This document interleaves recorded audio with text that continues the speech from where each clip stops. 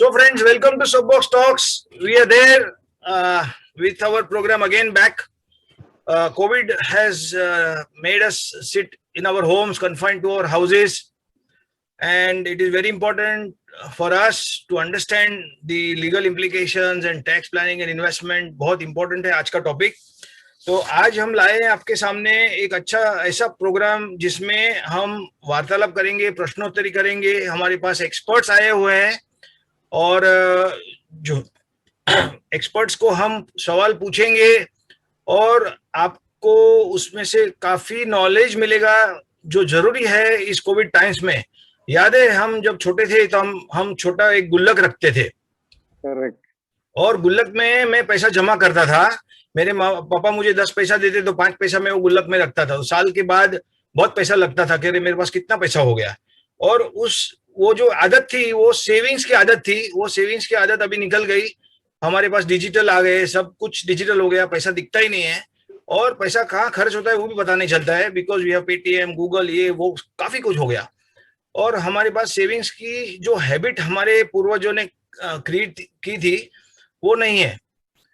और सेविंग्स तो जाने दीजिए, हम सेविंग्स नहीं करते, इन्वेस्टमेंट भी नहीं करते. और बाद में ऐसा प्रॉब्लम आता है कि हम अगर घर लिया है, ईएमआई पे लिया, तो हमको घर बेचना पड़ता है, या किसी का डेथ हो गया untimely because of Covid times, तो हमारे लीगल एयर्स को प्रॉब्लम होता है और काफी लीगल इश्यूज आ जाते हैं जो हम साधारणतः हम समझ नहीं पाते कि हमको क्या करना है. तो फिर हम वकील की ऑफिस में भागना शुरू करते हैं, चार्टर्ड अकाउंटेंट को मिलते हैं, हमारे टैक्स लॉयर को मिलते हैं. काफी परेशानी होती है हमारे लीगल एयर्स को और हमारे बच्चे लोगों को. तो मैं क्या करूं जिससे मेरा भविष्य सिक्योर हो, मेरे प्रॉपर्टी, मेरे एसेट्स, लीगल एसेट्स जो भी मेरे पास है वो मेरे बच्चे के लिए शांतिपूर्वक उनको मिले और उनपे कोई इशू ना हो, झगड़ा ना हो. बहुत से आपने देखे होंगे, बहुत झगड़े होते हैं और फैमिली में फाइट्स होते हैं. पिताजी का डेथ हो गया, देहांत हो गया, उसके बाद इश्यूज शुरू हो जाते हैं. तो ये प्रोग्राम इसके लिए है जिनको जानना है कि रिलीज डीड क्या होता है, विल क्या होता है, नॉमिनेशन कैसे किया जाता है, किस वक्त पे नॉमिनेशन किया जाता है, नॉमिनेशन में फर्क क्या है, विल में फर्क क्या है. ऐसे बहुत से सवाल है जो हम हमारे 2 एक्सपर्ट्स आज आए हुए उनको पूछेंगे. हमारे पास एडवोकेट विनय व्यास जी है जो बहुत ही मशहूर एडवोकेट है और बहुत ही एक्सपीरियंस एडवोकेट है. और हमारे साथ में और एक इन्वेस्टमेंट एडवाइजर और प्लानर भी आए हुए हैं जिनका नाम है समीर भाई मेहता. और हमारे जो आज के संचालक है उनका नाम है हेमंत भाई मेहता. वो खुद चार्टर्ड अकाउंटेंट है, 40 साल का उनको अनुभव है और वो काफी एक्सपीरियंस वो भी है. उन्होंने भी काफी काम किया हुआ है फाइनेंस मार्केट में. तो चलिए हम प्रोग्राम का शुरुआत करते हैं. उसके पहले 2-3 प्रोग्राम के नियम जस्ट बता देता हूं कि आप सब म्यूट रहेंगे तो हमको प्रोग्राम आपको देने में बहुत मजा आएगा. अगर आपको कोई क्वेश्चन है, आपको कुछ जानना है, तो आप चैट बॉक्स में क्वेश्चन टाइप कर सकते हो और हेमंत भाई उसको देखते जाएंगे. अगर वो क्वेश्चन का आंसर ऑलरेडी दे चुके हैं हम तो उसको रिपीट नहीं करेंगे और आप प्रोग्राम शांति से सुनिए. एंड में आप सवाल पूछिए. हमारा प्रोग्राम अप्रोक्सीमेटली 40 मिनट्स का रहेगा और 40 मिनट्स के बाद 15-20 मिनट हमने क्वेश्चन आंसर आपके सवाल के लिए रखे हुए हैं. तो आप जरूर से सवाल पूछिए, इसी के लिए ये प्रोग्राम किया है. तो मैं पहले हेमंत भाई जो आज के संचालक है उनका धन्यवाद करता हूं और उनको इंट्रोड्यूस करना चाहता हूं. हेमंत भाई एकेडमिकली चार्टर्ड अकाउंटिंग प्रैक्टिस कर रहे हैं 40 साल से और उन्होंने 2 बुक लिखी हुए हैं जो मनी मैटर्स, फंड रेजिंग, कहाँ पे करना, कैसे करना, वेयर, व्हेन, हाउ, और believe in power of passive income and multitasking, ये उन्होंने किया है. और को फाउंडर है हैप्पीनेस फाउंडेशन के जो बोरीवली में एमसीएफ क्लब में चलाते काफी साल से. उनके साथ पंकज अजमेरा जी भी है, वो आज आए भी हैं. और ये उनका हैप्पीनेस का एक मंत्र है कि सबको हैप्पी रहना है. तो कैसे रहना है? पैसिव इनकम करना है. पैसिव इनकम कैसे करना है ये सब हम आज डिस्कस करेंगे. बहुत सारे सवाल है, बहुत बड़ा टॉपिक भी है, लेकिन हम डिस्ट्रिक्ट करेंगे इन्वेस्टमेंट और जो लाइफ विल और बाकी के जो इश्यूज आते हैं डेथ के बाद वाला, या सिक्योरिटी को कैसे प्रोटेक्ट करना, उसके बारे में बातें करेंगे. तो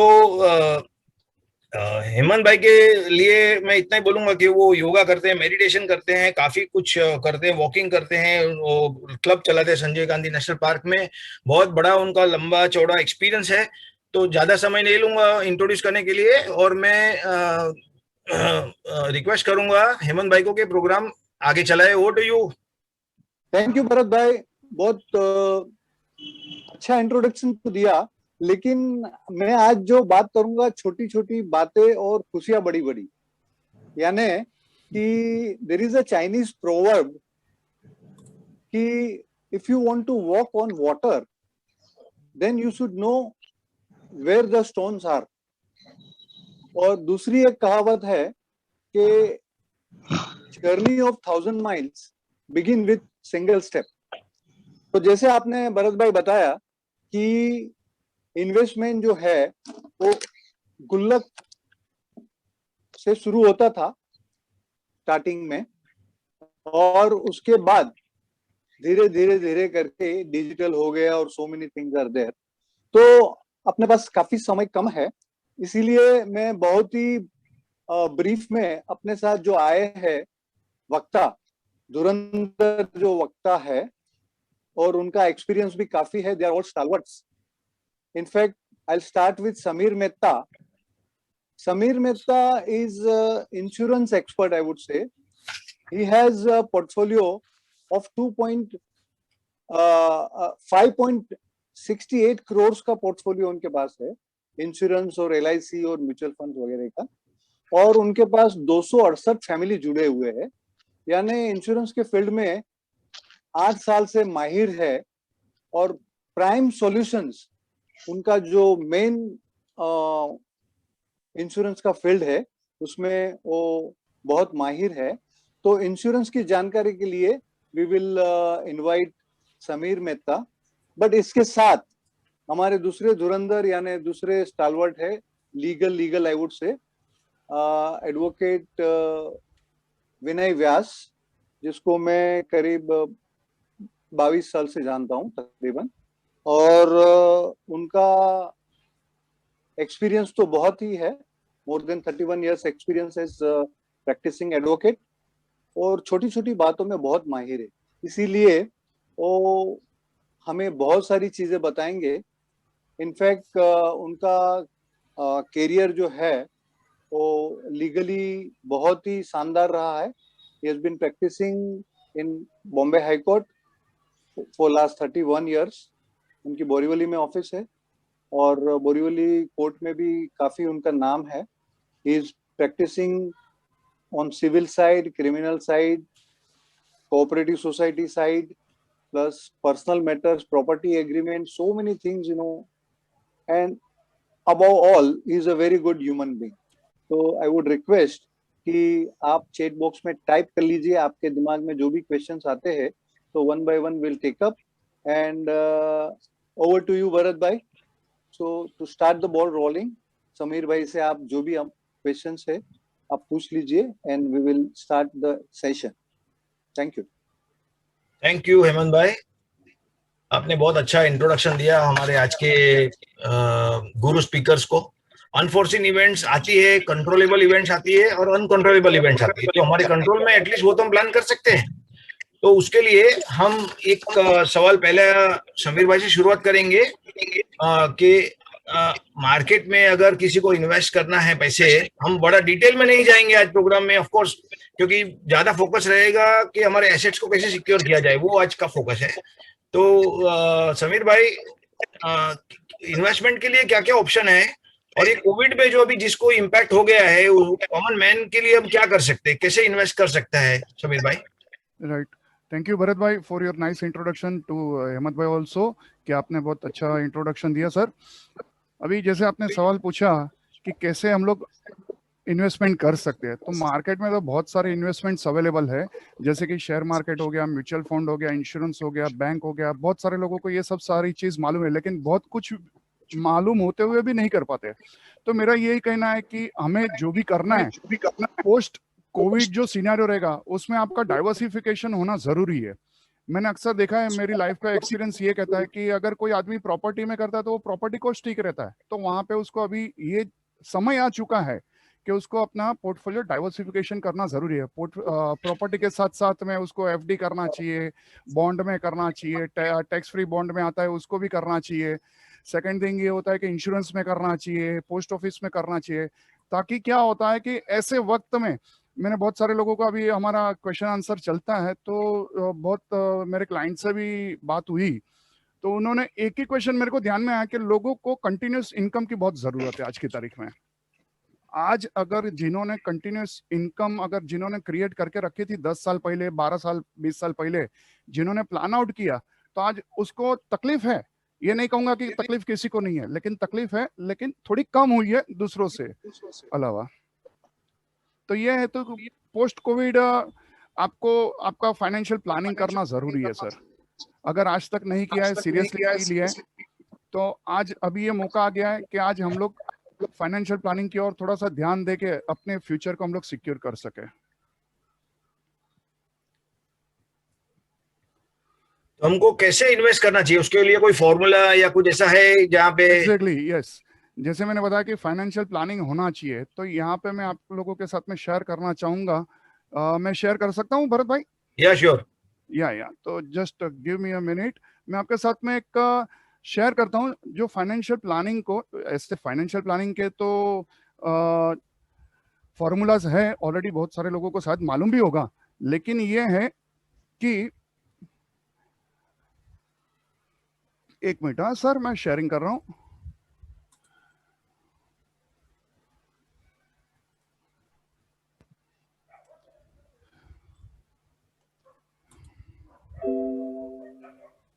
दिस इज विजिबल? या एक ये फॉर्मूला है जिसको हम एक लेमैन को भी हम लोग आसान तरीके से समझा सकते हैं कि उसको कहते हैं फाइनेंशियल प्लानिंग का थंब रूल। मान लो का आदमी की 1 लाख की इनकम है, तो उसको कैसे डिस्ट्रीब्यूशन करना चाहिए, उसको कैसे उसका पोर्टफोलियो क्रिएट करना चाहिए। तो यहाँ पे ये बताया कि लाख रुपए में से एक तो पहले 30% जो है आपका हाउस होल्ड एक्सपेंसेस या मंथली एक्सपेंसेस जो भी होता है उसको एक साइड पे करना चाहिए।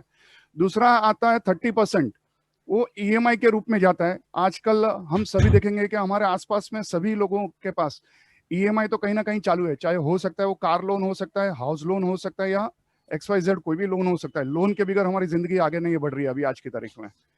दूसरा है 30% जो बचता है वो कंपलसरी आपको सेविंग करना चाहिए, और बाकी का 10% जो बचा वो आपकी लाइफस्टाइल के ऊपर एक्सपेंसेस होना चाहिए। जैसे कि हो सकता है कि शॉर्ट ट्रिप आप वीकली कहीं बाहर घूमने गए अपने फैमिली के साथ में, या सैटरडे संडे कहीं ना कहीं आप होटल में गए, या ऐसा मतलब एंजॉयमेंट के लिए आप आपका लाइफस्टाइल एक्सपेंसेस के लिए 10% आप बचा सकते हो, राइट। अभी जैसे ये मैं कहता हूँ कि ये 30%, 30%, 30%, तो उसमें से 30% सेविंग्स जो है बहुत इंपॉर्टेंट है, क्योंकि यहाँ पे ये कहता है कि यही 30% को अगर हम लोग 2 डिवाइड करेंगे तो ऑलमोस्ट हमारा लाइफ का गोल अचीवमेंट हम लोग कर सकते हैं।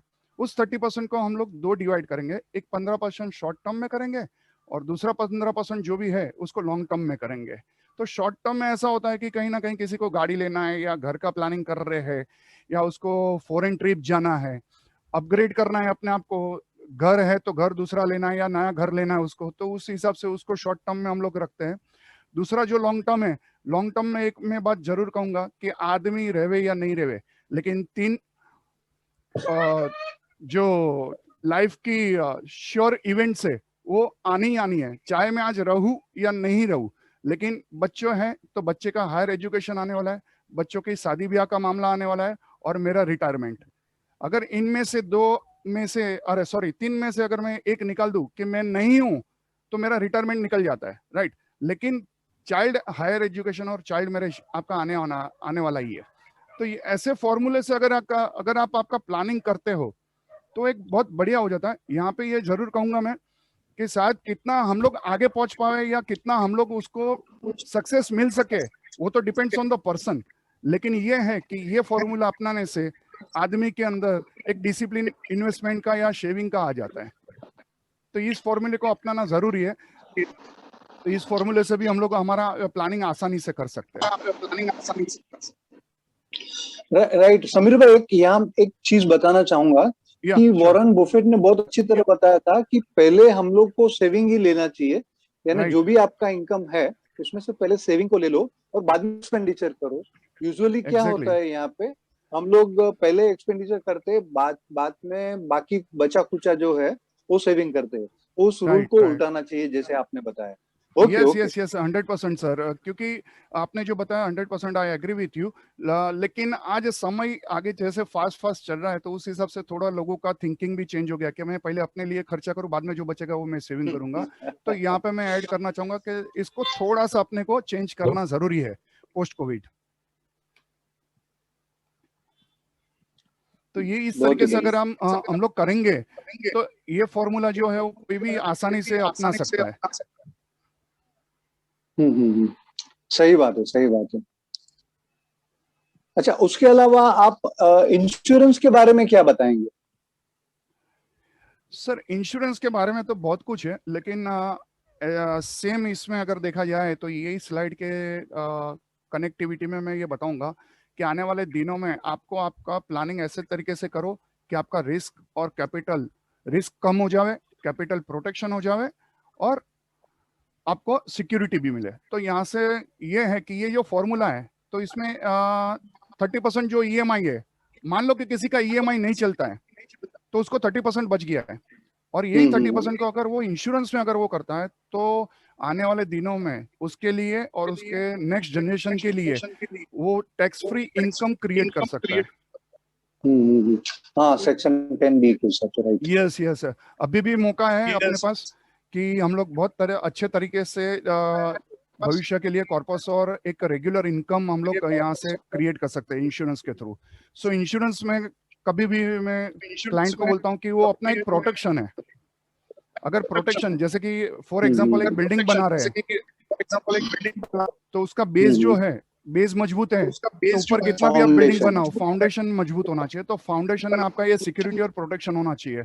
और इंश्योरेंस को और एक मैं वर्ड ऐड करना चाहूंगा जिसको हम लोग कहते हैं कि इनकम रिप्लेसमेंट प्रोडक्ट। एक न्यूक्लियर फैमिली है, हम दो हमारे दो है, और उसमें से ब्रेड विनर का ही कुछ हो गया, और हम लोग सभी लोगों ने यहाँ पे देखा है कि इस लास्ट 6 मंथ्स में बिलो 50 एज बहुत सारे लोगों की डेथ हुई है। अगर मैं उसी का ही सिनेरियो अगर देखता हूँ तो मेरे सर्कल में बहुत सारे ऐसे लोगों का है कि उन लोगों ने बहुत अच्छा इन्वेस्टमेंट किया है लेकिन प्रोटेक्शन कहीं नहीं था, तो वहां पे क्वेश्चन मार्क आ गया।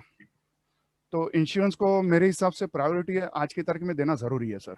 हो सके उसमें आपको सब तरीके से उसमें बेनिफिट मिलता है, टैक्स फ्री इनकम मिलता है, इजीली लोन अवेलेबल है, बहुत सारे ऐसे बेनिफिट्स है। क्योंकि ये आपने जो हेमंत भाई जो सवाल पूछा वो थोड़ा सा वास्ट आंसर है, तो यहाँ पे टाइम की कमी की वजह से मैं चाहूंगा कि ये इतना अपना ब्रीफ अच्छा रहेगा शायद। यस यस, एक छोटा सा मैं आपको बताना चाहूंगा टर्म इंश्योरेंस के बारे में आपका क्या राय है, क्योंकि टर्म इंश्योरेंस में बाकी कुछ नहीं रहता है, यानी there is no other saving, compulsory saving whatsoever. Term insurance में पैसा भी कम जाता है और आपको काफी पैसा मिलता है।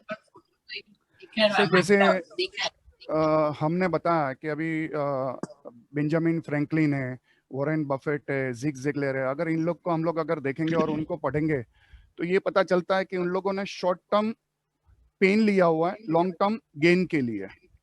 तो टर्म प्लान ऐसा है कि जिसके सर के ऊपर लायबिलिटी है उसको वहां पे वो कवर करता है।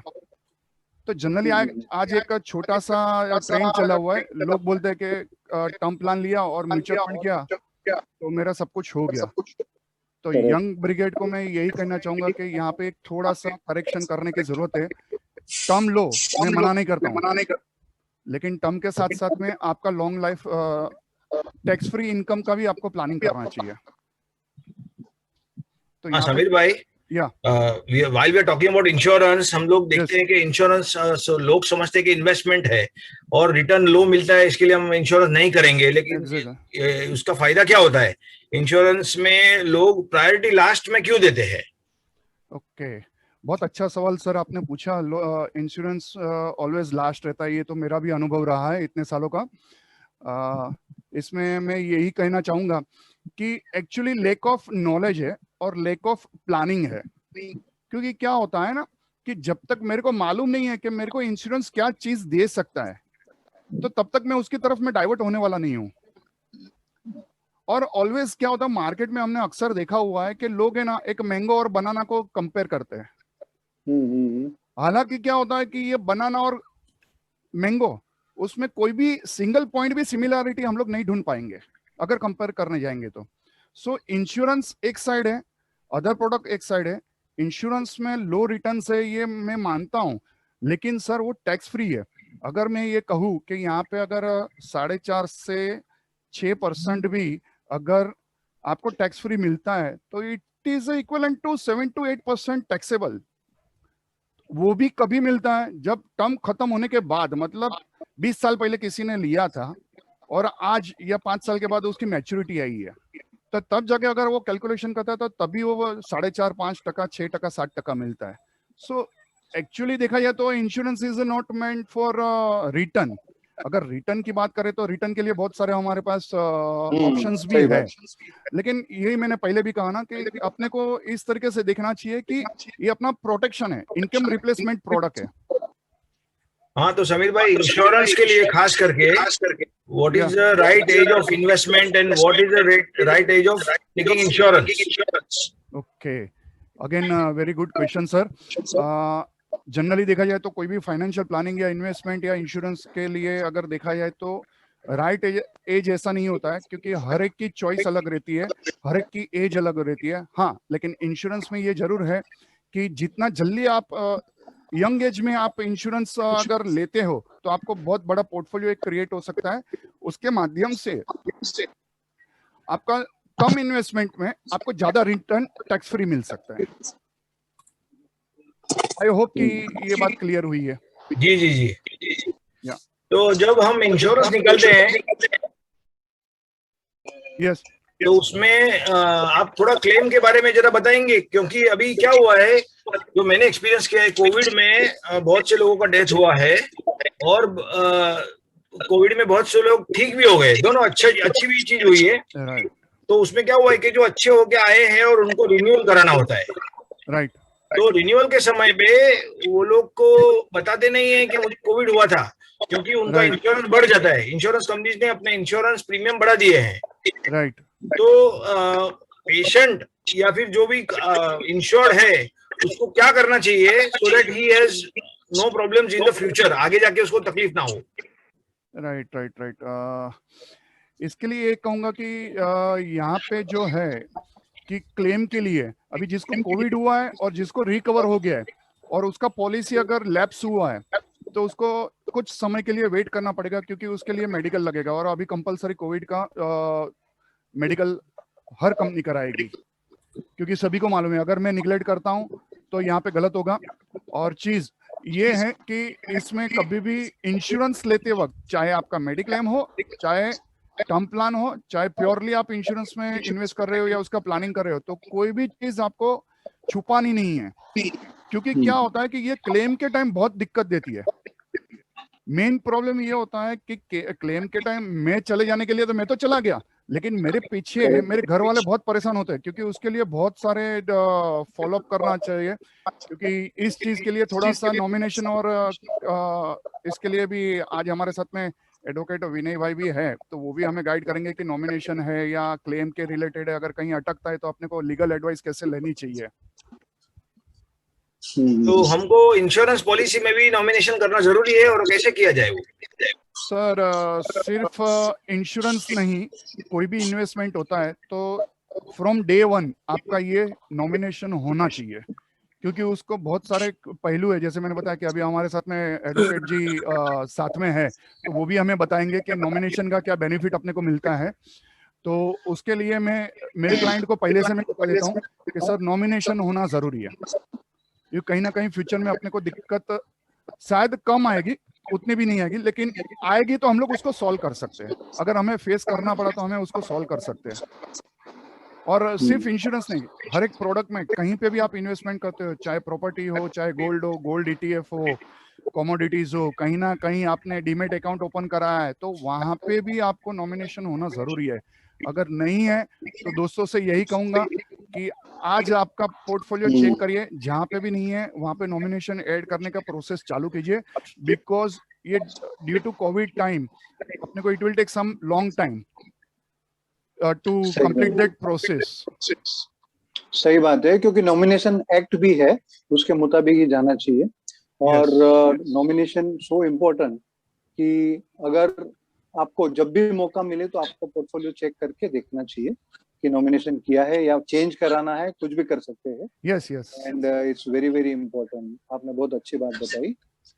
हाँ समीर भाई, यस सर। आपने कुछ ऐसा बनाया है जो हम आज के हमारे पार्टिसिपेंट्स को डिस्ट्रीब्यूट कर सकते हैं?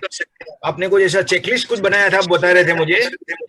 सर आपने क्या कहते हैं वो छुती दुखती हुई नस पे हाथ रख दिया, क्योंकि it is already under process. एक फाइल है जहाँ पे एक मैंने अभी, वो भी मेरा एक कलेक्शन है, वो मेरा एक्चुअली प्रॉपर्टी नहीं है, मेरे को भी कहीं से आया हुआ था मेरे ग्रुप में। तो मैंने उसको रीड किया, मैंने उसको गो थ्रू किया, तो मेरे को पता चला कि एक फैमिली के लिए ये कितना इम्पोर्टेंट है।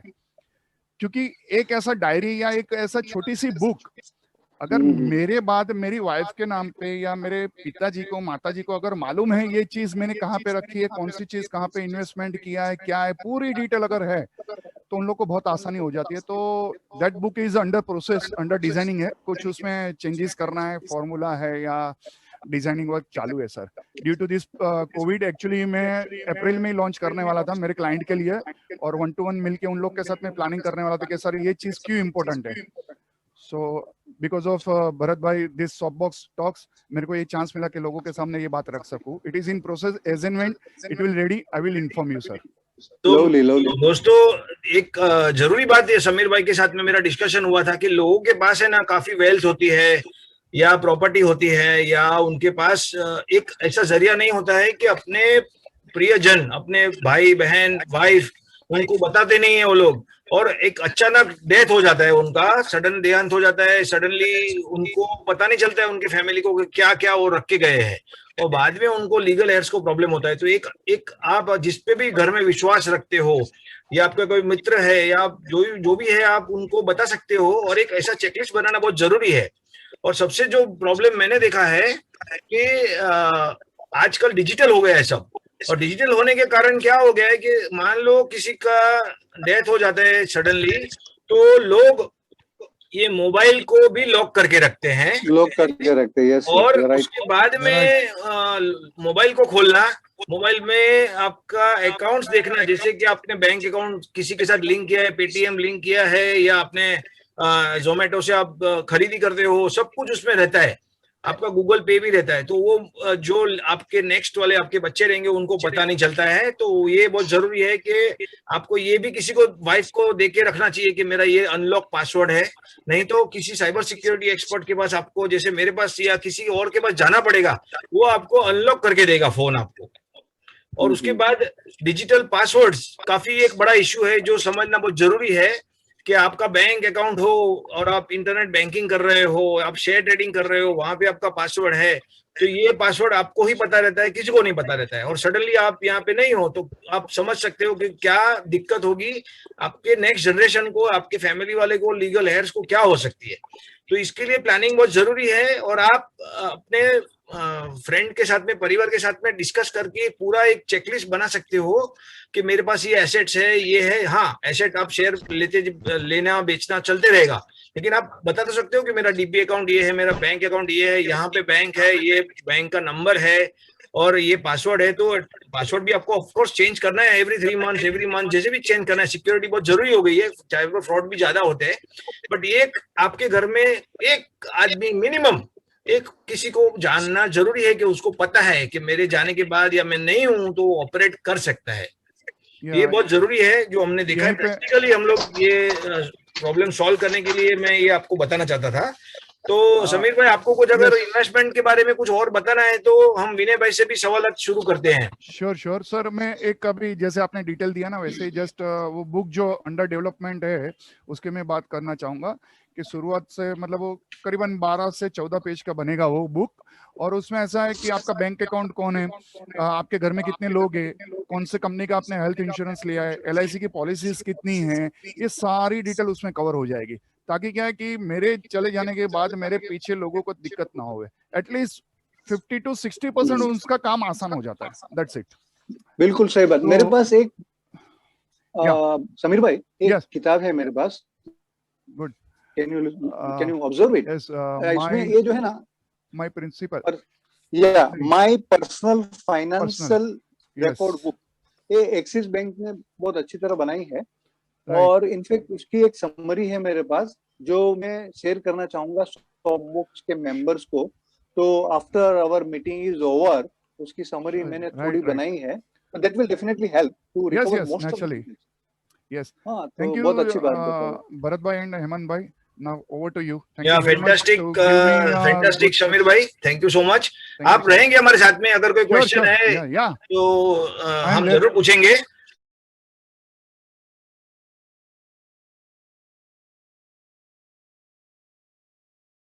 Thank you. ऑल राइट, हमारे साथ में एडवोकेट विनय व्यास भी जुड़ चुके हैं और सोपबॉक्स टॉक्स में उनका मैं स्वागत करता हूं। हमारा आज का जो टॉपिक है उसमें सबसे महत्वपूर्ण टॉपिक जो है हमारे इंश्योरेंस में, हमने बातें तो सब सुनी, लेकिन ये जो हमारे फैमिली एसेट्स को कैसे सिक्योर करना उसके बारे में हम बात करेंगे। तो विनय भाई, हमारे दर्शकों ने बहुत से सवाल पूछे, तो मैं एक के बाद एक आपको सवाल पूछता हूँ और आप उसका निराकरण या कुछ एडवाइस करें जो हम हमारे दर्शक के लिए फायदेमंद हो। तो पहला सवाल ये होता है कि हम जब नॉमिनेशन करते हैं तो नॉमिनेशन बैंक में जो करते हैं और बाकी वगैरह एसेट्स जो होते हैं हमारे इन्वेस्टमेंट शेयर वगैरह होते हैं उनमें, और जो सोसाइटी में जो नॉमिनेशन करते हैं या एलआईसी में करते हैं, उसमें तीनों या चार चीज में फर्क कैसे होता है? सब नॉमिनेशन अलग अलग होते हैं और नॉमिनेशन बनाते वक्त हमको क्या ध्यान रखना चाहिए, खास करके सोसाइटी का जब नॉमिनेशन हो तभी? Thank you at the outset, Bharat bhai, for inviting me on your dialogue box, soapbox. I'm happy to be with all of you. Very important questions आपने पूछा, बहुत अच्छा सवाल पूछा कि नॉमिनेशंस जो बैंक में करते हैं और या तो एलआईसी में करते हैं या फाइनेंशियल इंस्टीट्यूशंस या शेयर्स में करते हैं, वो और सोसाइटी में जो नॉमिनेशन करते हैं उसमें क्या फर्क है? तो इसमें बहुत फर्क है इस हिसाब से कि जब आप बैंक में नॉमिनेशन करते हैं या कंपनीज में शेयर्स में नॉमिनेशन करते हैं, म्यूचुअल फंड में नॉमिनेशन करते हैं, एलआईसी में नॉमिनेशन करते हैं, तो ये जितने भी फाइनेंशियल इंस्टीट्यूशंस हैं, they are obliged to pay the money to the nominee. उनको जो पैसा आपके डेथ के ऊपर जो भी उनके अकाउंट में, एलआईसी में, प्रोविडेंट फंड में या शेयर्स में जो भी पैसा पड़ा है, वो ऐसा का ऐसा नॉमिनी को देना है, वो नॉमिनी उसका हकदार बनता है। तो उसमें उनको कोई सवाल पूछे नहीं जाते या तो कोई डॉक्यूमेंट्स उनको लाना नहीं पड़ता। रही बात सोसाइटी की, तो सोसाइटी में नॉमिनी एक सिर्फ ट्रस्टी होता है, जो वारसदार होते हैं उनके लिए वो ट्रस्ट के लिए होल्ड करता है। तो यदि सोसाइटी में यदि मालिक के पीछे उसकी विधवा, 2 बच्चे, यदि 3 वारसदार हैं और नॉमिनी सिर्फ यदि विधवा को या अपनी पत्नी को बनाता है, तो वो पत्नी एक ट्रस्टी रहेगी और तीनों बच्चों का या दोनों बच्चों का और पत्नी का एक तरह का उसमें हिस्सा रहेगा। तो फर्क यह है कि जो नॉमिनेशन सोसाइटी में है वो नॉमिनी सिर्फ एक ट्रस्टी होता है, जबकि फाइनेंशियल इंस्टीट्यूशंस में वो पैसा ऐसा कैसा नॉमिनी को मिल जाता है। हाँ जी, बिल्कुल बराबर। ये आपने जो बताया कि एक ट्रस्टी बनता है सिर्फ जब हम सोसाइटी में करते हैं, क्योंकि उसमें सोसाइटी कोई चांस नहीं लेना चाहती है। कल उठ के उनके बच्चे या उनके वारसदार आ सकते हैं, लीगल एयर्स, और हमारे एसेट्स के पीछे वो लोग क्वेश्चन पूछ सकते हैं कि हमारा शेयर क्या है, तो सोसाइटी को इश्यू हो जाता है। इसके लिए नॉमिनेशन आपने जो बताया वो आई थिंक दर्शकों को काफी समझ में आ गया। बहुत से सवाल आते हैं, व्हाट्सएप पे भी घूम रहा है, इकोनॉमिक टाइम्स का भी आर्टिकल आया था जो आपने आज बहुत स्पष्टीकरण कर दिया उसका। अभी एक बात ये बताऊं भरत भाई, आपने आर्टिकल की बात करी, तो बीच में एक आर्टिकल आया था फ्री प्रेस जर्नल में जी, वो एक नया अमेंडमेंट जो सोसाइटीज एक्ट में, महाराष्ट्र कोऑपरेटिव सोसाइटीज एक्ट में जो नया अमेंडमेंट आया है with respect to transfer of property on the death of the member, उसके ऊपर है। पहले सेक्शन 30 ऑफ महाराष्ट्र कोऑपरेटिव सोसाइटीज एक्ट में ऐसा था कि society shall transfer on the death of a member his right interest in the property to the nominee appointed by, उसने जिसको भी नॉमिनेट किया है उसके नाम पे सोसाइटी ने ट्रांसफर करना चाहिए। लेकिन ये सेक्शन 30 को सुपरसीड करके नया सेक्शन जो आया है, सेक्शन 154B सब क्लॉज 13, उसमें ये अमेंडमेंट आया है अभी, जो पहले नहीं था, कि society shall transfer on the basis of testamentary document, जैसे कि विल है, सक्सेशन सर्टिफिकेट है, हेयरशिप सर्टिफिकेट है और नॉमिनेशन। तो यदि आपके पास विल है तो on the basis of will भी सोसाइटी ने वो ट्रांसफर करना चाहिए। और लेकिन वो सोसाइटी देखेगी कि इसमें असली हकदार कौन है, वारिस कौन है, हकदार कौन है। कभी कभार आपस में फैमिली अरेंजमेंट डीड होता है तो सोसाइटी वो भी देख सकती है। पहले सोसाइटी को एक क्लियर मैंडेट था कि नॉमिनी के नाम का आप ट्रांसफर करो, अभी ऐसा नहीं है, अभी on the basis of testamentary document society तय करेगी। जी, तो आपने जो बताया टेस्टामेंट्री डॉक्यूमेंट, उसमें एक आपने जिक्र किया विल का। नॉमिनेशन अगर मैंने किया है तो फिर भी मुझे विल बनाना चाहिए, बराबर है? आपका कहना ये है अगर विल बनाना है तो वो कभी बनाना चाहिए और कैसे बनाना चाहिए, फिर कौन बना सकता है वो विल को? बहुत अच्छा सवाल पूछा। पहले मैं आपका दूसरे प्रश्न का पहले आंसर दूंगा, विल कौन बना सकता है। तो कायदे के हिसाब से विल जो माइनर नहीं है, यानी जो मेजर है, मतलब 18 साल के ऊपर का, वो बना सकता है। और जो मेंटली साउंड है, उसका मगज स्थिर है, वो विल बना सकता है। ये दो रिक्वायरमेंट है कायदे में कि आप एक तो 18 साल के पुख्त वय के होने चाहिए और आपकी दिमागी स्थिति विल बनाने के लिए साउंड होनी चाहिए। तो ये दो चीज रिक्वायरमेंट है। कब बनाना चाहिए? तो जैसे कहा कि 18 साल के ऊपर आप कभी भी बना सकते हैं, लेकिन आइडियली जब आपकी फैमिली है, परिवार है, पीछे वारसदार है, बच्चे हैं, प्रॉपर्टीज हैं विल के हिसाब से देने के लिए, तो इसका कोई समय नहीं होता। लेकिन जब भी आपके पास फैमिली है और अपनी खुद की कमाई प्रॉपर्टी है जो आपकी प्रॉपर्टी है, तो आपने विल बना लेना चाहिए। It is advisable to make a will. Okay, thank you. और विल बनाने के बेनिफिट्स क्या होते हैं? विल बनाने के बहुत सारे बेनिफिट है। सबसे पहला बेनिफिट तो ये है कि आपने जो जीवन में जमा पूंजी इकट्ठा की है, जो मूवेबल हो, इमूवेबल हो, वो आपकी मर्जी के हिसाब से उसका वितरण होता है। वो झगड़े में नहीं पड़ती, यहाँ वहां नहीं जाती, आप जैसे चाहते हो उसका वितरण वो हिसाब से होता है। पहली बात तो ये। दूसरा, इससे क्या होता है, दूसरा फायदा कि क्योंकि आपने अपनी मर्जी व्यक्त की है, तो आपस में फैमिली में उसका उस रिलेटेड कोई झगड़ा बाद में नहीं होता है। तो it avoids conflict with in the family और योर लीगल हेयर्स। तीसरा फायदा यह है कि इसमें फैमिली को बाद में ये पता चलता है, कभी कभार अभी कोविड में हम लोग देखते हैं बहुत जन के सडन डिमाइस हो गए, फैमिली को पीछे पता ही नहीं कि हस्बैंड ने क्या छोड़ा है।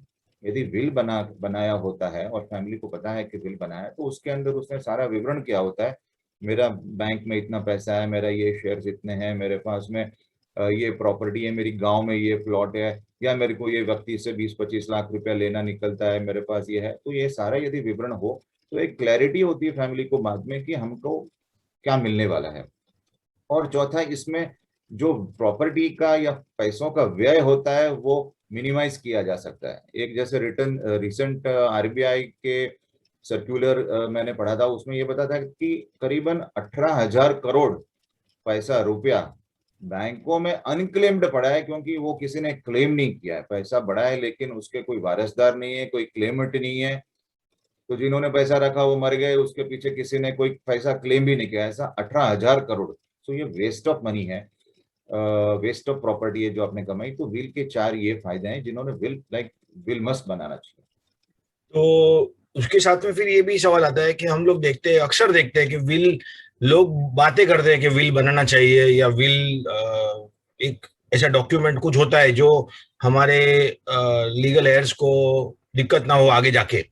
लेकिन मैंने देखा है, और मैं अभी एक मेरे सीए फ्रेंड को भी मिला था जो मुझे बता रहा था कि आप अपना विल बना लीजिए। तो मैंने उनको एक सवाल पूछा कि आप अपना विल बनाया है, तो आप एडवाइस तो करते हो, तो आप बनाए, आप मुझे दिखाइए ना कैसे होता है विल। तो उन्होंने भी बोला कि मैंने अभी तक बनाया नहीं है, मैं बनाऊंगा। तो अभी सवाल ये होता है कि सबको पता है लेकिन कोई करता नहीं है, क्योंकि सब लोग ऐसा सोचते हैं कि बहुत डिफिकल्ट चीज है, विल बनाना बहुत डिफिकल्ट होता है और बहुत खर्चा होता है, कौन बनाएगा, कैसे बनाएगा, वो सवाल होते हैं। तो ये आज का जो प्रोग्राम है उसमें हम ये खास जानना चाहते हैं। दर्शकों ने सवाल पूछा है कि क्या मैं अपना विल बना सकता हूँ, can I make my own will, और उसके अंदर क्या क्या ध्यान रखना चाहिए, what are the essential kind of requirements to make a will. तो आप जरा विस्तार में थोड़ा बताएंगे तो अच्छा रहेगा विनय जी। बहुत अच्छा सवाल है। क्या मैं अपना विल बना सकता हूँ? हाँ, बिल्कुल बना सकते हैं। क्या विल बनाना डिफिकल्ट है? क्या विल बनाने के लिए मेरे को वकील के पास ही जाना जरूरी है? बिल्कुल जरूरी नहीं है। कायदे में ये सब बात की बहुत विचार पूर्वक करके बहुत सहूलियत रखी है।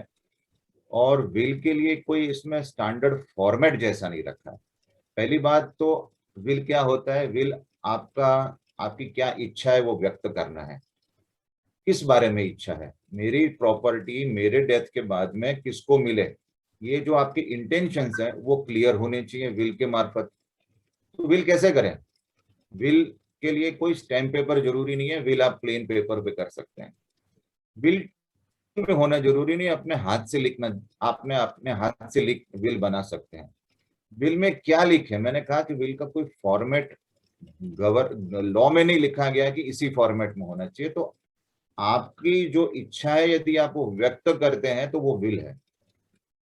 तीसरा, क्या मुझे इंग्लिश नहीं आता, मैं विल नहीं लिख सकता? आप अपनी भाषा में विल लिख सकते हैं। आप मराठी समझते हैं, मराठी में विल कर सकते हैं। हिंदी समझते हैं, हिंदी लिख सकते हैं, हिंदी में विल कर सकते हैं।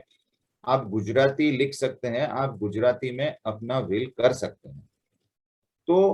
तो विल लिखना बहुत आसान है। आपके पास में यदि लंबा चौड़ा कोई प्रॉपर्टी का डिस्ट्रीब्यूशन नहीं है तो एक आसान विल आप कभी भी अपने पथारी में पड़े हैं तो भी विल बना सकते हैं। लेकिन कुछ दो चीजें इसमें आपको ध्यान रखनी है विल के लिए। एक तो ये चीज है कि आपको, जैसे मैंने कहा, साउंड माइंड होना जरूरी है। आपकी मानसिक स्थिति विल बनाने के काबिल है या नहीं, जो जरूरी requirement, one of the two requirement है, तो वो कैसे पता करें? तो जिस दिन विल बना रहे हैं उस दिन एक डॉक्टर से सलाह मशुरा करके, एक फिजिकल एग्जामिनेशन करके उसे एक मेडिकल सर्टिफिकेट ले लें जो आपको सर्टिफाई करेगा कि मैंने इनको एग्जामाइन किया है, he is physically and mentally fit. उनकी मानसिक स्थिति और शारीरिक स्थिति विल बनाने के काबिल है आज की तारीख में। ऐसा एक मेडिकल सर्टिफिकेट ले लें ताकि बाद में किसी ये बात का चर्चा नहीं हो, डिस्प्यूट नहीं हो कि इनकी परिस्थिति, मानसिक परिस्थिति विल बनाने के लायक नहीं थी। पहली बात। दूसरी बात, विल में क्या क्या होना चाहिए? तो विल में पहली बात तो आप, मैं कौन हूं, तो मेरा नाम, मेरा पता, मेरी उम्र, और पहले चीज आपको आपके नाम एड्रेस के बाद में डिक्लेयर करना है कि ये जो मैं लिख रहा हूं ये मेरा लास्ट विल है। क्योंकि जो कायदे के हिसाब से जो आपका लास्ट विल है वो वैलिड विल माना जाएगा। उसके पहले यदि विल बना के रजिस्टर भी करके रखें तो भी आपने जो लास्ट विल बनाया है वो मान्यता उसको मिलेगी। इसलिए आपने डिक्लेयर करना है कि ये मेरा लास्ट विल है। फिर आप क्या बताएंगे विल में? तो आप अपने वारसदार कौन कौन है उसके बारे में बताएंगे। मेरे 2 बच्चे हैं, मेरी मैरिड डॉटर है, मेरे ग्रैंडसन है, ग्रैंड डॉटर है, मेरी पत्नी है। तो उन वारस, उसमें क्या होगा कि वारसदार कौन कौन है यदि आप लिख लेते हैं तो फिर बाद में और कोई क्लेमेंट आपके वारसदार क्लेम करें कि मैं भी वारसदार हूं, वो थोड़ा डिस्प्यूट कम हो जाता है। तो आप चाहे किसको भी देना चाहें, लेकिन आपके वारसदारों का यदि आप विवरण ठीक से करें तो अच्छा रहेगा। तीसरा, हम विल किस बारे में कर रहे हैं?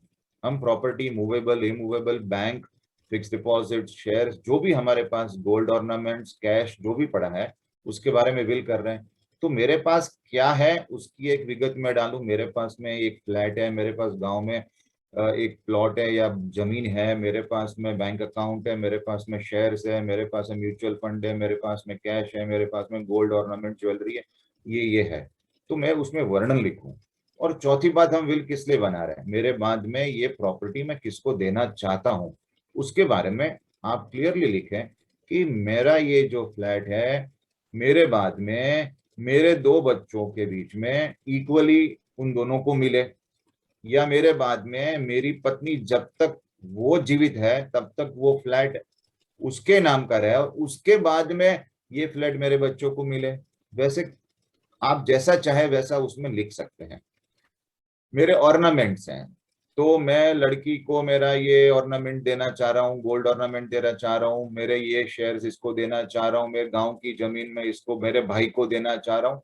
तो जो भी आपने प्रॉपर्टी का वर्णन किया है वो आप किसको देना चाहते हैं, ये सारी बातें विल में लिखनी चाहिए, स्पष्ट लिखनी चाहिए।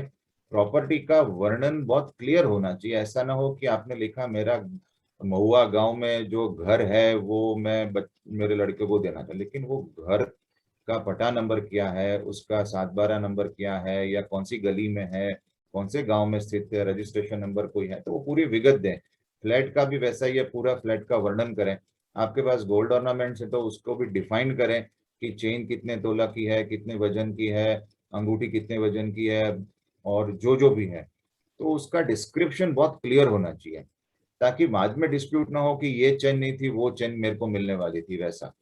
और ये सब लिखने के बाद में आपको यदि लगता है कि मेरे पीछे मेरा खर्चा कौन करेगा, तो आप पहले लिख सकते हैं कि मेरे पीछे जो भी खर्चा है वो मेरे पैसों में से पहला मेरा जो उत्तर क्रिया है उसका जो खर्चा है, या विल का प्रोबेट लेना है तो उसका खर्चा है, ये सब मेरे पैसों में से पहले होगा, और बाकी का पैसा कैसे डिस्ट्रीब्यूट करना उसके बारे में भी लिख सकते हैं।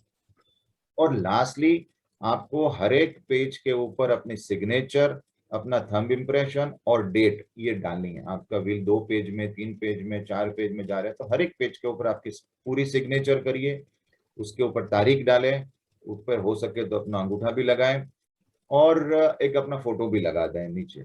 विल की थर्ड इंपॉर्टेंट रिक्वायरमेंट क्या है कि विल 2 विटनेस के सामने होना जरूरी है। आपने विल बनाया, लेकिन ये कौन सर्टिफाई करेगा कि हाँ आपका विल है? तो 2 विटनेस, कोई ऐसे व्यक्ति जो आपके वारसदार या बेनिफिशियरी नहीं है, जिनको कोई प्रॉपर्टी मिलने वाली नहीं है, ऐसे 2 कोई भी व्यक्ति, आपको पड़ोसी हो सकता है, आपका ड्राइवर हो सकता है, आपके कोई रिलेटिव हो सकते हैं, तो जिसको कोई आपने प्रॉपर्टी दी नहीं है, ऐसा कोई भी 2 व्यक्ति परिवार के भी हो सकते हैं, तो विटनेस वो होने जरूरी है। आपने अपना विल उनके सामने साइन, और उन्होंने एज अ विटनेस आपके सामने साइन करना है, तो वो रिक्वायरमेंट है। अभी विल के अंदर और एक चीज आप को ध्यान में रखनी है कि ये मैं जो प्रॉपर्टी का डिस्ट्रीब्यूशन चाह रहा हूं, यदि मेरे परिवार में आपस में बाद में समझौती ना हुई या डिस्प्यूट हुआ, तो हर एक चीज को लेकर डिस्प्यूट होगा, भले ही मैंने विल किया है तो ये करेगा कौन? तो आपको एक एग्जीक्यूटर अपॉइंट करना है, जो आपका निकट हो, जो जिसके ऊपर आपको विश्वास हो, और जो ये काम आपके लिए करने के लिए तैयार हो, ऐसा आदमी है या औरत है जिसको आप एग्जीक्यूटर अपॉइंट कर सकते हैं। तो वो आपने जिस हिसाब से विल में वितरण लिखा है, वो डिस्ट्रीब्यूशन का जिम्मेदारी वो आदमी लेगा। तो किसी को एग्जीक्यूटर अपॉइंट कर सकते हैं। यदि यदि आप को पता है कि आपके घर में ऐसा कोई, या तो आपके पास सिर्फ वारसदार में एक ही लड़का है और एक पत्नी है, तो आपको कोई दूसरा एग्जीक्यूटर अपॉइंट करने की जरूरत नहीं है, तो आप दोनों में से एक को भी एग्जीक्यूटर अपॉइंट कर सकते हैं कि मेरी पत्नी एग्जीक्यूटर बनेगी और वो तय करेगी कि भाई ये मेरे विल के हिसाब से डिस्ट्रीब्यूशन करें।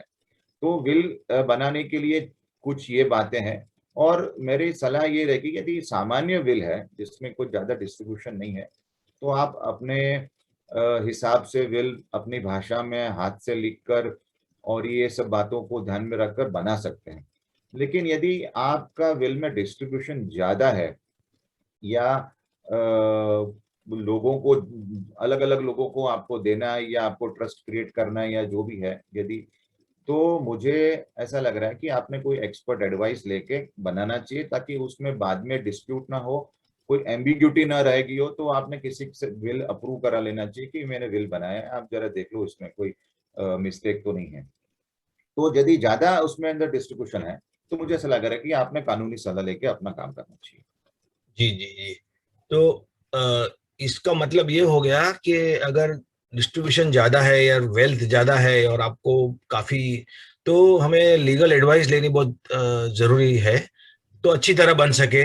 एक और बात ध्यान में आई मेरे कि जी आप जब विल करते हो तभी, यदि आजकल मोबाइल कैमरा में वीडियो शूटिंग हो सकता है, यदि उस चीज का वीडियो शूट कर लें, तो वो as a matter of proof बाद में काम में आ सकता है कि भविष्य में कोई विल करते समय आप थे या नहीं, आपने साइन की है कि नहीं, आपकी दिमागी स्थिति या फिजिकल कंडीशन ठीक थी या नहीं, ये सब चीजों का डिस्प्यूट बाद में कम हो सकता है।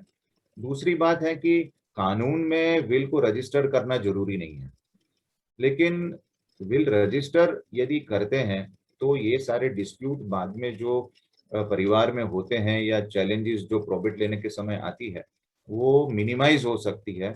क्योंकि रजिस्टर्ड विल है तो कोई ये नहीं डिस्प्यूट कर सकता कि ये उनकी सिग्नेचर नहीं है, या उनकी दिमागी स्थिति, क्योंकि वो आदमी खुद जाके रजिस्ट्रार में रजिस्टर करने जाता है विल, तो विल रजिस्टर करना जरूरी नहीं है, लेकिन मेरे हिसाब से वो हिता हुआ है, वो रजिस्टर करें तो अच्छी बात है।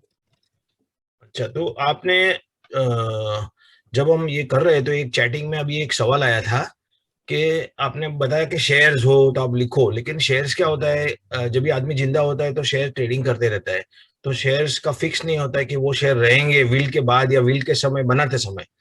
तो एक सवाल ऐसा आया है कि हम हमारे बैंक अकाउंट और डीपी अकाउंट का नंबर विल में लिख सकते हैं कि ये डीपी में, यानी डिपॉजिटरी पार्टिसिपेंट में मेरे जितने शेयर्स पड़े हैं वो मेरे फलाने को जाए, ये मेरा बेटा हो या बेटी हो उसको जाए। तो ऐसा हम एक जनरल क्लॉज बना सकते हैं, बिकॉज डिफाइन करना बहुत मुश्किल हो जाता है।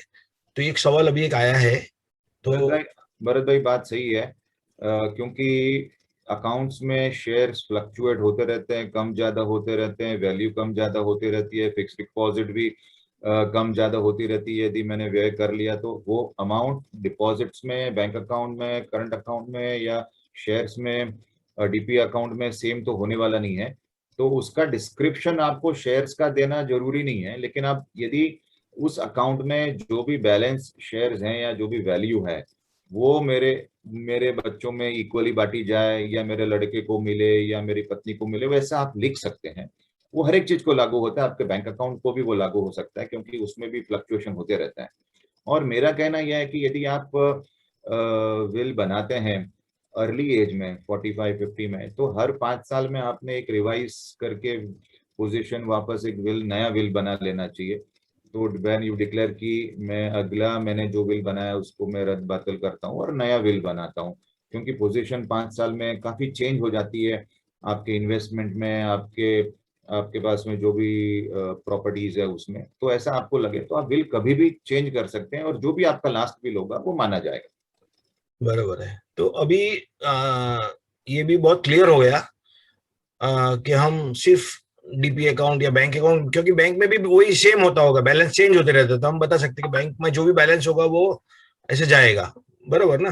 जी। तो अभी एक ये सवाल भी आया था जो मुझे प्रोग्राम के पहले ही पूछा गया था कि मेरे हस्बैंड ने विल बनाया था, लेकिन जब भी उनका देहांत हो गया तो सोसाइटी में मैं गई और वहां पे वो लोग विल एक्सेप्ट नहीं कर रहे, वो लोग प्रोबेट मांग रहे, जो अभी आपने जिक्र किया था, आपने बोल रहे थे। तो ये विल के बाद प्रोबेट क्या होता है? प्रोबेट भी काफी लोगों को समझ में नहीं आता है। जी, जैसे मैंने अभी कहा कि जो नया अमेंडमेंट आया है महाराष्ट्र कोऑपरेटिव सोसाइटीज एक्ट में, सेक्शन 154(b)(13) में, तो उसमें कहा गया है कि टेस्टामेंट्री डॉक्यूमेंट्स विल हो सकते हैं, सक्सेशन सर्टिफिकेट हो सकते हैं, हेयरशिप सर्टिफिकेट का भी जिक्र है। तो ये सारी अलग अलग चीजें क्या है। और जैसे आपने सवाल पूछा कि किसी ने विल बनाया है तो सोसाइटी ने कहा कि विल हम लोग एक्सेप्ट नहीं करते, आप कोर्ट से प्रोबेट लेके आओ। तो प्रोबेट क्या होता है? तो probate in a simple term is a will जो सर्टिफाई, हाई कोर्ट ने उसको सर्टिफाई किया है कि ये जेन्युइन विल है, जो विल जिसने भी बनाया है उसका ये जेन्युइन विल है। ऐसा यदि कोर्ट ने सर्टिफाई किया है तो वो विल मान्य गिना जाएगा। क्योंकि क्या होता है, कई बार विल जब रजिस्टर्ड नहीं होते, या विल सोसाइटी में विल बना के रखा है एक लड़के के नाम का, दूसरा लड़का सोसाइटी में लेटर लिखता है कि ये फ्लैट में मेरा भी हक है, आप इसके नाम का ट्रांसफर मत करो। तो सोसाइटी असमंजस में पड़ जाती है कि इसका असली हकदार कौन है। तो सोसाइटी ये तय नहीं करेगी कि ये विल सही बनाया है कि नहीं, या इसका हकदार यही है या और कोई है। क्योंकि सोसाइटी में सामान्य लोग, बिजनेस पीपल रहते हैं, उनको कायदे की सारी बातें जानना जरूरी नहीं है। इसलिए वो लोग कहते हैं कि आपके पास विल है, आप क्लेम कर रहे हैं, तो आप प्रोबेट लेके आइए। तो जैसे मैंने कहा कि प्रोबेट आपको हाई कोर्ट देती है अपने मुंबई में, और दूसरे डिस्ट्रिक्ट में डिस्ट्रिक्ट कोर्ट देती है। तो प्रोबेट क्या होता है कि probate is a certificate issued by the high court certifying the will to be genuine. उसके साथ में लेटर ऑफ एडमिनिस्ट्रेशन देती है, एडमिनिस्ट्रेशन के राइट देती है। तो प्रोबेट अप्लाई कौन कर सकता है? प्रोबेट तो मिला विल के लिए, प्रोबेट लेके आओ, लेकिन यदि आपने विल के अंदर एग्जीक्यूटर अपॉइंट किया है, जैसे मैंने पहले कहा कि एक मुरब्बी हो, जो समझदार इंसान हो, जो आपके हिसाब से प्रॉपर्टी डिस्ट्रीब्यूट करे, ऐसा एग्जीक्यूटर, तो वो एग्जीक्यूटर की जिम्मेदारी बनती है कि हाई कोर्ट में विल का प्रोबेट लेके आए। तब वो हाई कोर्ट विल की प्रोबेट की एप्लीकेशन लेगी, फिर सब वारसदारों को नोटिस इशू करेगी, पब्लिक नोटिस इशू करेगी कि ये एग्जीक्यूटर है, मेरे पास में आए हैं और ये प्रोबेट मांग रहे हैं, किसी को कोई ऑब्जेक्शन है तो मेरे पास में आके अपना कुछ दिनों में ऑब्जेक्शन दाखिल करे लिखित में। यदि कोई ऑब्जेक्शन नहीं आता है तो हाईकोर्ट सारे पहलुओं को देखकर प्रोबेट देती है। यदि कोई ऑब्जेक्शन किसी का आता है और चैलेंज आता है कि विल प्रॉपर नहीं है, तो क्यों प्रॉपर नहीं है, ये सब बातों की तहकीकात करके फिर हाईकोर्ट प्रोबेट देती है। प्रोबेट एक्चुअली जो एग्जीक्यूटर होता है उसको एडमिनिस्ट्रेशन के राइट देती है प्रोबेट द्वारा। जी। तो हमको विल के बारे में भी पता चला है, और ये राइट ऑफ एडमिनिस्ट्रेशन जो आपने बताया प्रोबेट, उसके बारे में भी आपने अच्छी तरह सिंपल लैंग्वेज में बताया, जो मुझे तो समझ में आया, हमारे आशा रखता हूँ कि दर्शकों को भी समझ में आया होगा। और मेरा एक पर्सनल इशू भी है जो मैंने अभी फेस किया था। मैंने विल वगैरह, एक प्रॉपर्टी था तो उसमें नहीं था, और उस टाइम में एक रिलीज डीड करके एक डॉक्यूमेंट जो था वो बनाया था, उसके वजह से प्रॉपर्टी ट्रांसफर हो चुकी, उसकी वजह से वो बेच भी सके। तो वो भी जरा आप थोड़ा बताइए कि रिलीज डीड क्या होता है। जी, तो जैसे मैंने कहा कि आपने चाहे विल बनाया हो या ना बनाया हो, परिवार में आपस में यदि कोई डिस्प्यूट नहीं है और समझौती है कि फादर का फ्लैट है और एक लड़का और एक लड़की है और एक पत्नी जो विधवा है, और आपस में ये तय कर देते हैं कि भाई ये फ्लैट हमारी मदर के नाम का होए तो हमको कोई तकलीफ नहीं है, फादर ने कोई विल भी नहीं बनाया, कोई नॉमिनेशन भी नहीं किया, तो वो क्या करें। तो यदि वो लड़का और लड़की एक रिलीज डीड बना के, क्योंकि फादर के बाद में प्रॉपर्टी में तीनों जन के इक्वल राइट होते हैं, तो जो लड़का और लड़की अपने राइट्स जो हैं प्रॉपर्टी के अंदर अपने मदर के फेवर में ट्रांसफर कर दे by making a release deed, तो मदर पूरी मालिकी हक उसको मिलता है, क्योंकि वो दोनों बच्चों के राइट्स भी उसमें आ गए, उसके खुद के राइट उसके पास में है। तो कायदे के हिसाब से ये रिलीज डीड जो वारसाई प्रॉपर्टी है, एंसेस्ट्रल प्रॉपर्टी होके उनके पास में आती है, तो उसमें स्टैम्प ड्यूटी नहीं लगती। इसका फायदा ये है। तो 200-300 रुपया स्टैम्प ड्यूटी, 500 रुपया स्टैम्प पेपर स्टैम्प ड्यूटी भरकर और इंडेमनिटी अमाउंट बनाकर 1000 रुपीज रजिस्ट्रेशन चार्जेस भरकर आप रिलीज डेड करके मदर के नाम प्रॉपर्टी ट्रांसफर कर सकते हैं या सन के नाम कर सकते हैं, जैसे आपस में समझौती हो, या 2 भाई है तो एक भाई के नाम करनी है, जो भी समझौती हो। तो विल है तो प्रोबेट लेने की जरूरत नहीं है। यदि आपस में समझौती है और समझौती के हिसाब से आप लोग अपने हक छोड़ देते हैं रिलीज डीड करके, तो एक आसान तरीका वो भी है, कर सकते हैं। सवाल एक प्रोबेट के साथ में ये भी आता है कि समझो एग्जीक्यूटर विल में अपॉइंट नहीं किया, तो क्या उसको प्रोबेट नहीं मिलेगा? और एग्जीक्यूटर जिसको अपॉइंट किए या तो वो पहले चल बसे, तो विल का प्रोबेट कौन लेगा? या एग्जीक्यूटर बना दिया है लेकिन एग्जीक्यूटर ने अपनी जिम्मेदारी से हाथ ऊपर कर लिए कि मैं ये सब में नहीं पढ़ना चाहता, आपको जो करना है करो, तो क्या उस स्थिति में प्रोबेट नहीं मिलेगा तो विल का क्या करें? तो ऐसी परिस्थिति में राइट ऑफ एडमिनिस्ट्रेशन किसको मिले? विल में विल के अनुसार डिस्ट्रीब्यूशन करने का अधिकार फिर किसको मिले? तो कोई भी जो वारसदार है विल के अंदर, जो बेनिफिशियरी है, वो दूसरी एक पिटीशन बोलते हैं लेटर ऑफ एडमिनिस्ट्रेशन की मांग कर सकता है हाई कोर्ट में बम्बई में। तो वो लेटर ऑफ एडमिनिस्ट्रेशन भी जैसे प्रोबेट के साथ में एडमिनिस्ट्रेशन एग्जीक्यूटिव को मिलता है, वैसे कोई एक वारसदार कोर्ट में पहुंचकर कि भाई मैं वारसदार हूँ, विल में मेरा नाम है और हमारे यहाँ एग्जीक्यूटर नहीं है, या तो एग्जीक्यूटर नहीं चाह रहे हैं और हम लोग ने हमने नोटिस दिया फिर भी वो प्रोबेट लेना नहीं चाह रहे, तो आप हमको एडमिनिस्ट्रेशन लाइट दो, तो वो लेटर ऑफ एडमिनिस्ट्रेशन हाईकोर्ट उसको दे सकती है। वही पूरा प्रोसीजर करके नोटिस इशू करके सबके एनओसी वगैरह लेकर, या डिस्प्यूट है तो टैली कर तो हाईकोर्ट लेटर ऑफ एडमिनिस्ट्रेशन दे सकती है। तो एक बात रही प्रोबेट की, जो एग्जीक्यूटर अप्लाई कर सकता है राइट ऑफ एडमिनिस्ट्रेशन के लिए। दूसरी बात, यदि एग्जीक्यूटर नहीं है या तो नहीं चाह रहा है प्रोबेट, तो फिर लेटर ऑफ एडमिनिस्ट्रेशन वारसदार ले सकते हैं उसी प्रॉपर्टी का बंटवारा करने के लिए। और तीसरी बात, यदि इमूवेबल प्रॉपर्टी इन्वॉल्व नहीं है, सिर्फ मूवेबल प्रॉपर्टी है, जैसे कि बैंक में फंड्स पड़ा है, बैंक में नॉमिनेशन नहीं किया, तो बैंक क्या करेगी? पैसा किसी को देगी नहीं। जहां तक कुछ रकम का सवाल है तो बैंक अपने हिसाब से तय करके सबके नो ऑब्जेक्शन लेकर किसी के नाम का ट्रांसफर कर देगी, वारसदार कौन है। लेकिन कंपनीज के शेयर्स हैं या डीमेट अकाउंट है, उसमें यदि नॉमिनेशन कहीं पे भी आपने किया नहीं है, तो कई बैंक ऐसी है जो आपको बोलेगी कि आप सक्सेशन सर्टिफिकेट लेकर। तो सक्सेशन सर्टिफिकेट है वो एक मूवेबल प्रॉपर्टी के लिए, डेब्ट्स और सिक्योरिटीज के लिए है, कि जो आपके नाम का यदि आप क्लेम करना चाहते हैं तो आप सक्सेशन सर्टिफिकेट लेकर आप बैंक में दे सकते हैं उसी चीज के लिए। तो ये तफावत है प्रोबेट, लेटर ऑफ एडमिनिस्ट्रेशन और सक्सेशन सर्टिफिकेट, जो सिर्फ मूवेबल प्रॉपर्टीज के लिए होता है।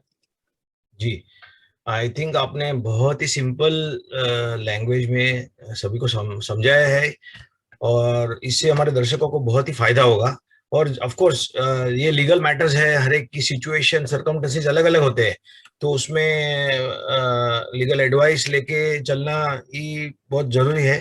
तो आप जैसे लर्नेड एडवोकेट्स के पास जाएंगे तो उनको प्रॉपर सलाह मिलेगी क्या करना चाहिए, किस वक्त करना चाहिए, और ये बहुत जरूरी है। ये हमको एक साधारण नॉलेज हमको हमारे दर्शकों को भी मिल गया, लेकिन एक और 3-4 सवाल है। तो उसमें एक सवाल मुझे और भी एक आ रहा है कि वो रिलीज डीड के बारे में आपने बताया, सक्सेशन सर्टिफिकेट, प्रोबेट, विल आपने सब बताया, नॉमिनेशन भी बताया, लेकिन कभी कभी हम गिफ्ट भी कर सकते हैं। तो जिंदा है और मेरी माँ ने अगर मुझे प्रॉपर्टी, माँ is the my she is the owner ऐसा समझ लीजिए, तो वो अगर मुझे गिफ्ट कर लेते हैं तो फिर मुझे मेरे मेरे मेरे परिवार में मेरे 2 भाई है फॉर एग्जांपल, तो उनको कुछ नहीं मिलता है क्योंकि मुझे गिफ्ट दे दिया है। तो ऐसा कर सकते हैं? तो गिफ्ट में खर्चा भी मेरे हिसाब से कम आता है, क्योंकि वो अपने ब्लड रिलेशन को दिया जाता है, तो 200,000 रुपये में काम हो जाता है, उसमें स्टैम्प ड्यूटी भी नहीं लगती है। तो आप जरा गिफ्ट डिड के बारे में बताइए। आप जो पूछ रहे हैं सवाल, आपकी मतलब हयाती में गिफ्ट डीड करने के बाद में बात कर रहे हैं कि? जी। ओके। तो बिल्कुल, महाराष्ट्र सरकार ने तो अभी जो ब्लड रिलेशन है, हस्बैंड वाइफ है, father to son, father to daughter, husband to wife, वैसे जो ब्लड रिलेशंस जो निकट के हैं उसमें सिर्फ 200 रुपया या 300 रुपया का स्टैम्प ड्यूटी लगाकर आप गिफ्ट डीड कर सकते हैं, और बहुत नॉमिनल खर्चे भी गिफ्ट हो सकती हैं। तो आपको यदि लगता है कि मेरा फ्लैट है और बाद में कोई डिस्प्यूट या विल या प्रोबेट या इसका लिटिगेशन में चक्कर ना हो, और आपको यदि ऐसा भी लगता है कि मैं यदि मेरे लड़के के साथ में रह रहा हूँ, मैं उसके नाम पे फ्लैट गिफ्ट कर लूँ या मेरे वाइफ के नाम पर फ्लैट गिफ्ट करूँ, तो मुझे कोई बाद में तकलीफ मेरे जिंदगी में, हयाती में नहीं है, तो ये भी आप, एक आपके पास ऑप्शन है कि आप जीते जी जिसको देना चाहते हैं उसको एक गिफ्ट कर सकते हैं। और वो एक आसान तरीका है टू अवॉइड के बाद में इस बारे में कोई भी कायदे कानून का प्रोसीजर ना करना पड़े, जिसको देना है पहले ही दे दें। लेकिन आपको उतना विश्वास होना चाहिए कि वो देने के बाद में आपको कहीं तकलीफ ना हो, ये एक बात का ध्यान रखना जरूरी है। जी, वो तो बहुत इम्पोर्टेंट बात है, क्योंकि एक बार ऐसे केसेस हमने सुने हैं, देखे भी है कि बेटे को एक बार गिफ्ट कर दिया तो बाद में बेटा अपने माँ बाप को निकाल देता है घर से और बोलता है अभी तो प्रॉपर्टी मेरी हो गई, ऐसा भी होता है। मैंने अभी, आपने सब लोग ने सुना होगा कि एक इंडस्ट्रियलिस्ट थे बहुत बड़े, उन्होंने गिफ्ट ऐसा किया था, तो उन्होंने, उनको बाद में भाड़े पे रहने की नौबत आई थी, भाड़े के घर में रहने की नौबत आई थी, और उनको खर्चे के प्रॉब्लम आए थे। बहुत बड़े इंडस्ट्रियलिस्ट है, मैं नाम नहीं दूंगा। बराबर है। तो यही अगर यानी कहने का ये तात्पर्य यही होता है कि हमको जो भी कुछ करना है उसमें लीगल एडवाइस ले और प्रॉपर सोच के समझ के करे जो भी आपको करना है। लेकिन ये बहुत जरूरी है कि आप नॉमिनेशन करो, विल करो, या जो भी कुछ है प्रॉपर्टी के बारे में आप रिव्यू कीजिए, अपने लॉयर से मिलिए, अपने लीगल एडवाइजर से मिलिए, अपने सीनियर से मिलिए, अपने चार्टर्ड अकाउंटेंट से मिलिए, अपने आसपास के जो भी जो नॉलेजेबल लोग हैं उनसे डिस्कस करिए। तो आपके जाने के बाद आपके प्रॉपर्टी के एसेट्स सिक्योर हो जाएंगे, बाद में तकलीफ ना हो। तो ये कार्यक्रम में विनय भाई ने बहुत ही अच्छा समझाया है, एकदम, मैं इंग्लिश में कहूँ तो ल्यूसिड मैनर, जो सिंपल मैनर में जो आम आदमी को भी समझ में आ सकता है। तो उसका हम धन्यवाद करना चाहते हैं सोपबॉक्स के टॉक्स के माध्यम से। और वो आए हमारे शो में, उसके लिए भी धन्यवाद। और I am very grateful to advocate Vinay Vyas ji. अगर किसी को और भी सवाल होते हैं, क्योंकि हम इतना बड़ा ये लीगल मैटर है और बहुत से सवाल हो सकते हैं, मैं मानता हूँ, तो अगर किसी को कांटेक्ट करना है तो आप विनय भाई को डायरेक्ट कांटेक्ट कर सकते हो। उनका प्रैक्टिस बोरिवली में है और वो ये सब चीजों में और सिविल मैटर्स में माहिर है, तो उनका आप कांटेक्ट कीजिए। अभी हम स्क्रीन पे नंबर भी शेयर करेंगे आपको, तो आप उनका कांटेक्ट कीजिए, या आपके वकील हो गए, अगर पर्सनल कोई वकील है जो आप जानते हो उसको भी कर सकते हैं। तो